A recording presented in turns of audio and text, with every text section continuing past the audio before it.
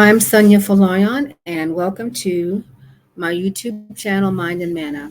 Here we talk about matters pertaining to Mexico, moving abroad, living a more intentional life that includes travel, rest, financial self care, freedom, ease.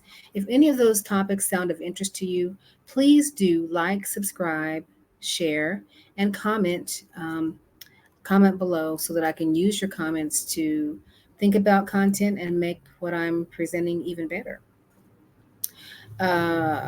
What else do I want to tell you? Um, I have been in Mexico for 3 years now. I moved here from Charlotte, North Carolina by profession. I was a therapist in private practice for over 40 years. Also a nonprofit manager, and I also have put in a lot of time teaching at HBCU universities. Um, Currently, I am in the capacity of a financial cash flow coach, and I'm also a commissioned and award winning textile artist. Um, and while I'm here, I'm doing some research, working on an art installation. So I say that to say that at this point in time, I bring a lot of skills to the table, as many of us do at this stage of life. I'd like to I'd like to keep the focus in this group on this channel for Black women who are over 55, who are interested in working on their finances so that they can level up to a more intentional way of life that does include freedom, rest, travel, and ease. And it's really exciting to me to work with this particular population because of the amazing skill sets and experiences that women bring to the table. I also believe that when we invest in women and families, we are actually investing in a whole community, and that our whole families, our spouses, our partners, our children, grandchildren, nieces and nephews, everybody benefits when we invest in the time and expertise and knowledge and wisdom of women. So having said that, I wanted to just say a couple things tonight. First thing I want to say is it's hot. It's hot right now in Mexico, and that is due to a heat dome which has implanted itself over Mexico all the way down to the Yucatan Peninsula, and we are having record high heat levels here, up to 30, 33, 34, 35, 40 degrees in Celsius, which equates to over 90, 95 and higher degree Fahrenheit weather here. Um, I'm here in the lakeside communities of Lake Chapala, which typically has I think, the second mildest and pleasant climate in the world. We really don't use or need air conditioning here, except for one month, which is the month of May. It is May right now, and it's very hot. It's pretty hot. But we're having unseasonably high heat records here throughout the country of Mexico, and there have been um, some pretty tragic consequences. The heat wave here started in mid March, and it's been linked to about 26 deaths already. Um, a really interesting thing that happened was that at least 138 howler monkeys were found dead in the state of Tabasco since the 16th of May. They are literally dropping out of the trees because they're not getting enough hydration or food. Um, and that is an indicator of the overall health of the ecosystem. So they've been collecting those monkeys to do some research, and they're trying to do some things to help the other animals in the area to survive the Heat wave. They're putting out food and water because the animals actually are dying from heat stroke and falling out of the trees. There have been blackouts throughout the country. We haven't had that many here in Mexico, but this sustained heat wave is calling some. Um, it is calling for some blackouts, um, and um, it's creating health problems for many of the populace, especially those elderly people. And like I said, in Chapala, we typically don't need air conditioning. We have ceiling fans and electric fans, um, and that's really typically all that's needed. May is the hottest month of the year here, at least in Chapala, and sustained temperatures are maintained throughout the day. After about 5 o'clock or so, the temperature does get a little bit less. 5 o'clock actually is still pretty warm. So I would say, closer to sundown, we're experiencing a drop in temperature. But as I said, the temperatures that we're having right now are really unusual. Along with that, there are some water shortages that are being felt throughout the country, and that's due to uh, a lower than average rainfall, dwindling water supplies, and lakes and dams are drying up. So climate change is definitely a factor, but there are also some issues around dam management and water management practices. Uh, we cannot underestimate the impact of climate change. Also, there have been a number of mountain fires, so that's taking up an additional amount of water throughout the area. Um, they are in some places in some parts of Mexico. They're starting to limit how much families can purchase in terms of ice. Um, and as I did mention, some of the power blackouts. Um, Talked about the fires. The other thing I think that's really fascinating is one of Mexico's leading exports is beer, especially Corona beer and Modelo beer, which as obviously requires a lot of water, and also Coca-Cola. I think this is the world's largest uh, producer of Coca-Cola. It is consumed here like water. So I'm wondering what the ongoing impact of the water shortage is going to do in terms of the economy if it continues and how that's going to affect things. Um, Also, higher temperatures have been felt beyond the Mexican borders. We know that parts of the United States are heating up, Belize, Guatemala, and back in the United States, South Texas, parts of Florida. Uh, so the whole environment is in a state of uproar, which brings me to what I want to also talk about, and that is just how can we start thinking more intentionally about sustainable practices in terms of how we're living. I am really imploring people who are thinking about coming to Mexico to, um, especially right now, to limit your stays, especially during these hot months because of the water shortages throughout the area. We're not really seeing um, the effects of that here in Chapala, but Mexico City is having a significant problem right now.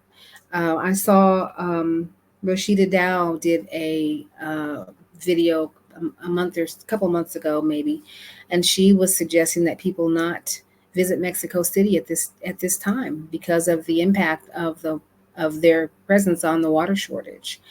I actually have my first speaking engagement here in Mexico in August.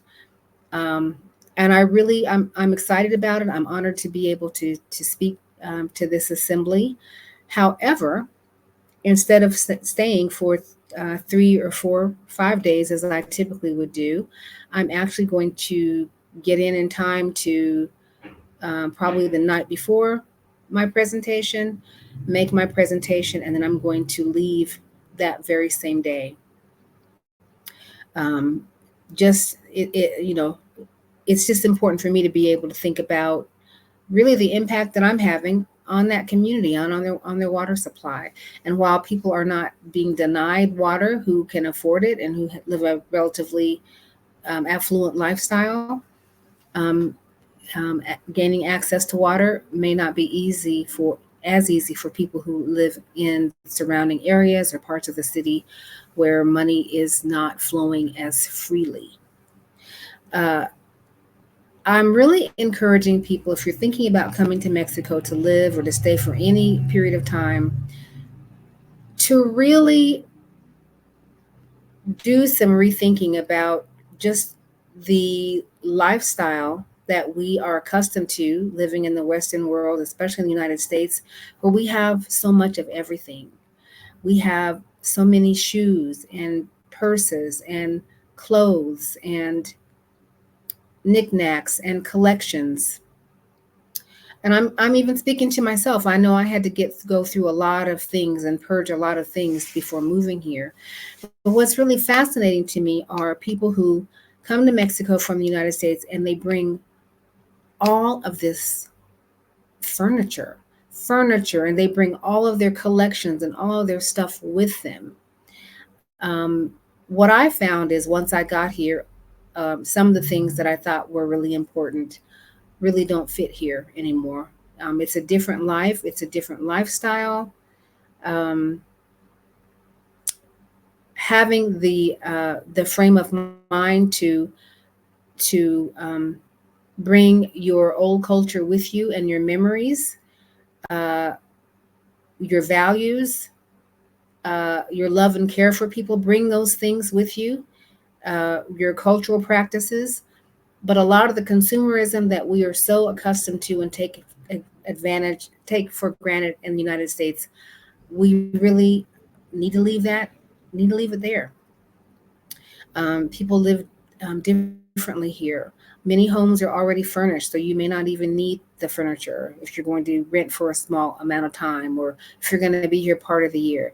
Even if you're going to move here, I would just say start letting go of all of those extra things that are so important to you at home.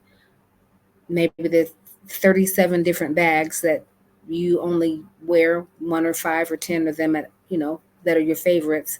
Leave some of that stuff and come with an open heart, an open mind, and being ready to have new experiences.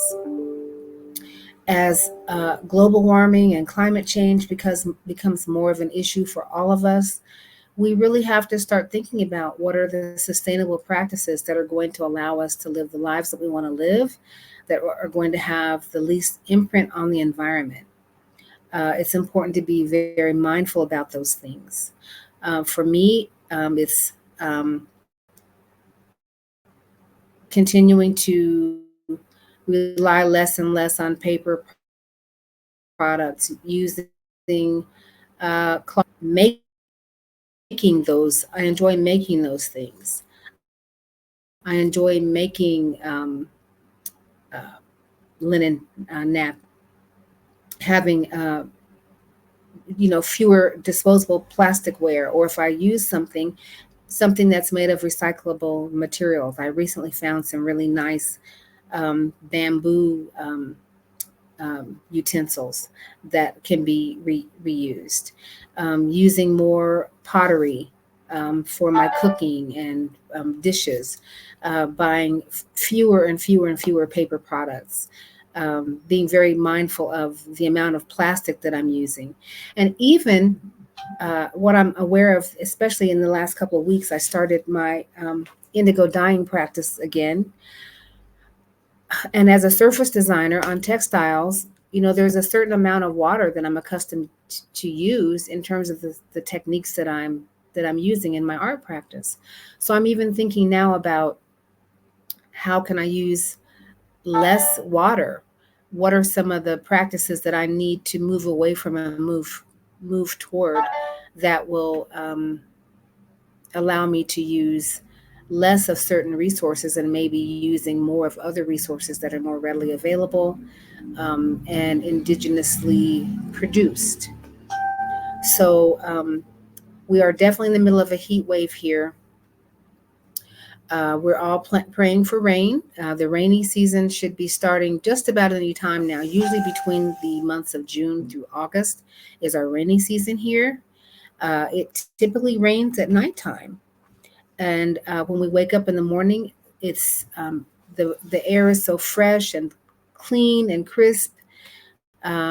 The sun is shining. It's just a beautiful time. But we didn't have as much rain last year, which has resulted in a drought. So we are really, really praying for rain. Lake Chapala has receded considerably. There is a natural ebb and flow of the lake. Some lakes, some years it's very, very low. This year it's pretty low in terms of we can actually walk out probably a quarter of a mile right now where there was water just in January. But the other factor is that Guadalajara does get its drinking water um, from Lake Chapala. And there are dams, there's a dam system, so they can manipulate the water as well. But we do definitely see the difference in the water levels here this summer. So, all of us are thinking, differently about the resources that we take for granted here.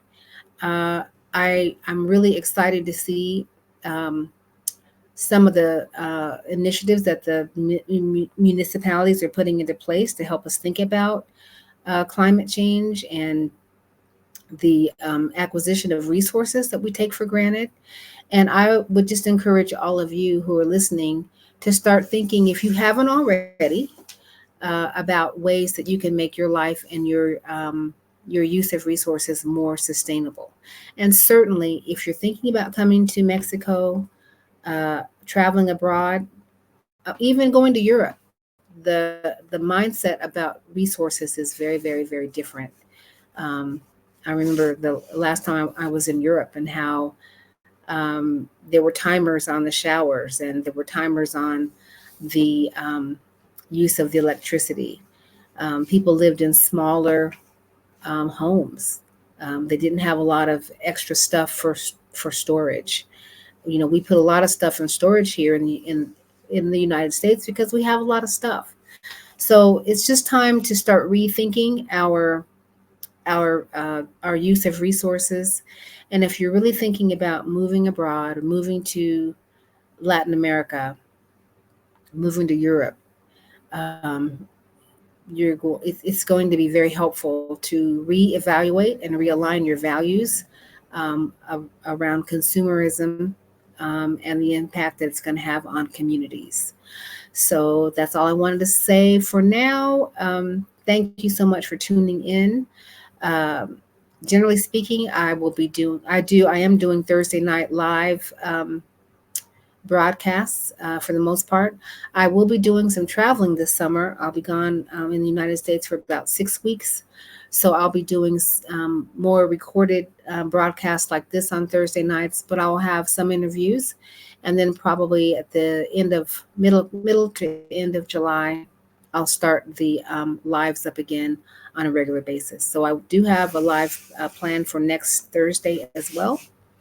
And I will be in touch along the way. So I hope you all have a great evening. It's evening right now where I am. So whether it's morning or evening where you are, I hope that you have a great day. And I will see you next time. Thank you so much.